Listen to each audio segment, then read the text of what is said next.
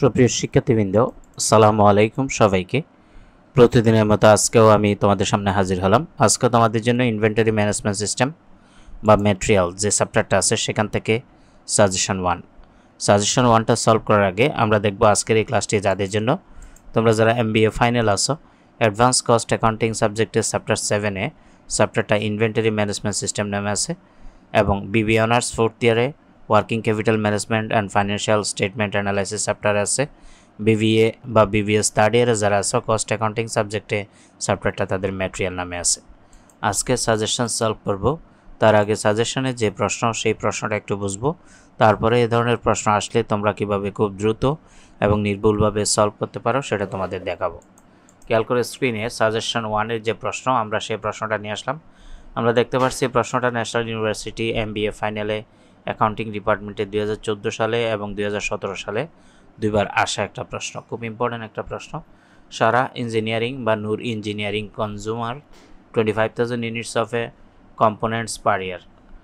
এখানে দুইটা কোম্পানির নাম দেখতে পাচ্ছ।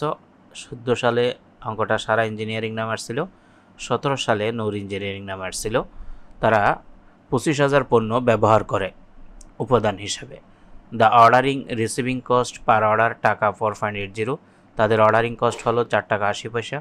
হোয়াইল মানে যখন দ্য ট্রেডিং কস্ট, তাদের ব্যবসায়িক খরচ হয় 15.20 পার অর্ডার, প্রতি অর্ডারে তাদের ব্যবসায়িক খরচ বা বাণিজ্যিক খরচ 15.20 টাকা।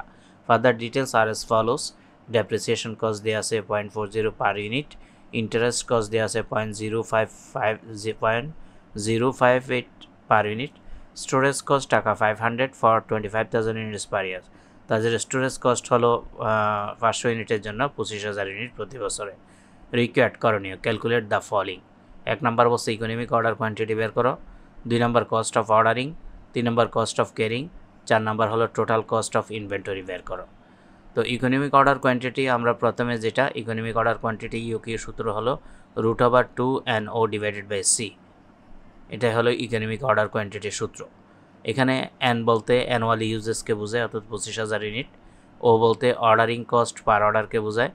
অর্ডারিং কস্ট পার অর্ডার আছে দুইটা, একটা হলো রিসিভিং কস্ট 4.80 আর একটা হলো ট্রেডিং কস্ট 15.20। এই দুইটা যোগ করলে অর্ডারিং কস্ট হবে 20 টাকা। সি মানি হলো ক্যারিং কস্ট।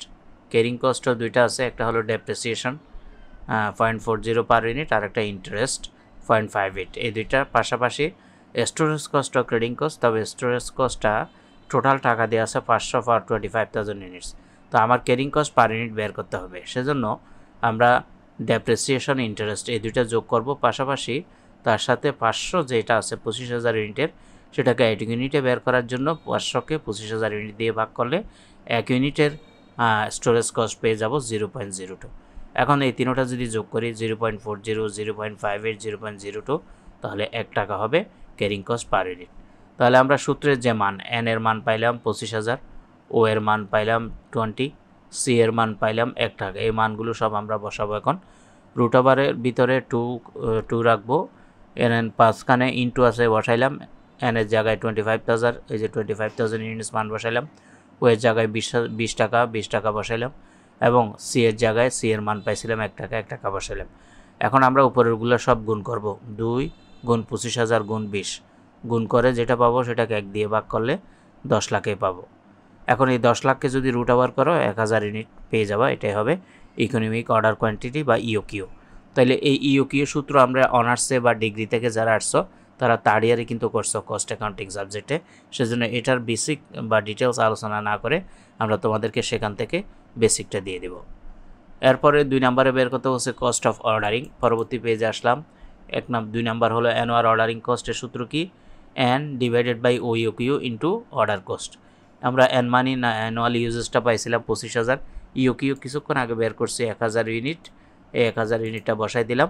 আর অর্ডার কস্ট 20 টাকা, সেটা আমরা বের করছিলাম ও সমান অর্ডারিং কস্ট, যেটা রিসিভিং এবং ট্রেডিং কস্টের যোগফল 20 টাকা হয়েছিল। এখন এই মানগুলো আমরা বসাই দিলাম। বসানোর পরে 25,000কে 10 দিয়ে ভাগ করব, যেটা আসবে সেটাকে 20 দিয়ে গুণ করলে 500 পাবো। এটা হবে অ্যানুয়াল অর্ডারিং কস্ট। সি নাম্বারে বা 3 নম্বরে বের করতে হচ্ছে cost of carrying. Cost of carrying বের করার সূত্র হলো অ্যানুয়াল ক্যারিং কস্ট সমান EOQ divided by 2 into carrying cost. EOQ আমরা অলরেডি কিছুক্ষণ আগে 1 নম্বরে বের করছি 1000, সূত্রে 2 বসাইলাম। আর ক্যারিং কস্ট সেটা আমরা অলরেডি বের করে নিয়েছি, ক্যারিং কস্টের মান বসিয়ে 1 টাকা পাইছিলাম, এই ক্যারিং কস্টটা বসাই দেব। এরপরে 1000কে 2 দিয়ে ভাগ করলে 500, 500কে 1 দিয়ে গুণ করলে 500 হবে অ্যানুয়াল ক্যারিং কস্ট। 4 নম্বরে আমরা পাবো total cost of inventory. Total cost of ইনভেন্টরির সূত্র হলো total ordering cost plus total carrying cost. আবার একটু খেয়াল করো, টোটাল কস্ট অফ ইনভেন্টরির সূত্র কি? Total ordering cost plus total carrying cost. Total ordering cost আমরা কত বের করছি? 500 বসাইলাম। আর টোটাল ক্যারিং কস্ট কত বের করছি? 500 বসাইলাম। 500 যোগ করে মোট 1000 হবে টোটাল কস্ট অফ ইনভেন্টরি। তো এই ছিল আমাদের আজকের ক্লাস। ক্লাসটি ভালো লাগলে অবশ্যই লাইক, কমেন্ট, শেয়ার করবা। চ্যানেলটাতে নতুন হয়ে থাকলে চ্যানেলটা সাবস্ক্রাইব করে রাখবা। ক্লাসটা পেজে দেখে থাকলে পেজটা ফলো দিয়ে রাখবা, তাহলে এই ধরনের আরও ইম্পর্টেন্ট অঙ্কগুলো তোমরা পেয়ে যাবা। সবার প্রতি শুভকামনা রইল। আসসালামু আলাইকুম ওয়া রাহমাতুল্লাহি ওয়া বারাকাতুহু।